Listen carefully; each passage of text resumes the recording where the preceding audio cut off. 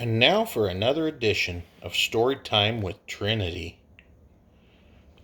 Once upon a time, Trinity was out hanging out with her friends, and she saw some candy. And she had plenty of money, but she didn't want any candy. But all of her friends wanted candy, and they didn't have any money.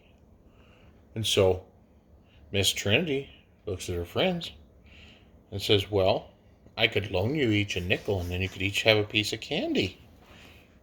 And the friends all said, "Oh, that sounds great."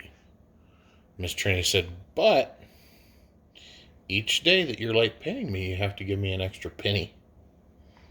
Miss Trinity said, "I'm not giving this money out for free because I learned about this from my dad."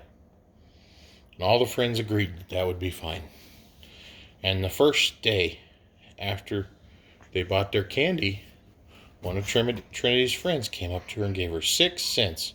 She said, "I don't want to have to pay any more than that." And after that, Trinity went and told all of her friends, "Just remember, tomorrow it's going to be 7 cents." And the next day, Trinity went to all her friends and said, "You owe me 7 cents." And only one of them paid her. So she'd had 2 out of the 5 friends give her back her money with some interest. The third day, she went and told her friends that it was 8 cents. And everybody said, "Well, I don't want to pay you 8 cents. I only borrowed 5 cents." And Trinity says, "Well, that's how interest works. And then tomorrow, it'll be more." The next day, Trinity came back and she told him, "Okay, now it's 9 cents." And her 3 friends, one of them said, "Look, here's my 9 cents. I want to be done with this." And then the next day, Trinity came back to her 2 friends that still had to pay her.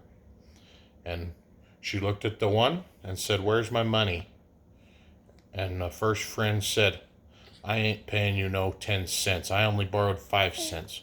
So Trinity broke his kneecaps. She took his dime out of his pocket and told him, "You go tell your other friend what happens when you don't pay Trinity." And then within an hour, she had her other dime from her other friend. And that's the power of compound fracture interest.